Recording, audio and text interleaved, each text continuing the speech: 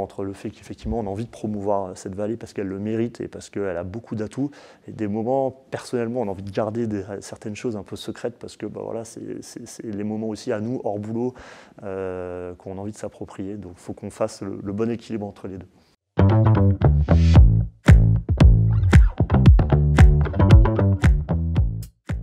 J'ai grandi en montagne et aujourd'hui, je trouve que petit à petit, on perd un peu les valeurs et l'expérience montagne qu'on peut vivre quand on vient vivre un séjour au ski.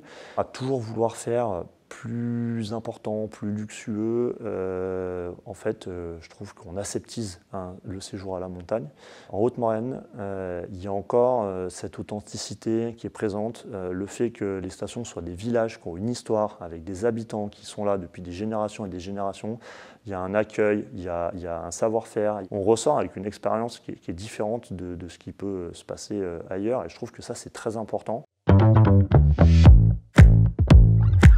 C'est naturellement et depuis des années que c'est diversifié, et même dans le ski, on est diversifié. Le ski alpin, évidemment, qui reste un socle très fort et pour longtemps. Le ski nordique, avec Bessan, qui monte de plus en plus. Et puis le ski alpinisme, le ski de randonnée, qui se développe aussi très bien.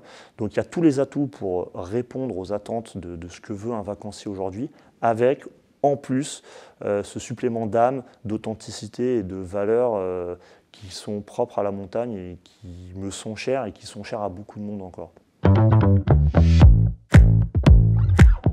J'aimerais que il y ait beaucoup de trains qui arrivent avec beaucoup de gens et que le transport soit le plus décarboné possible pour que on puisse avancer et pérenniser cette activité touristique en Haute-Maurienne pendant encore des décennies.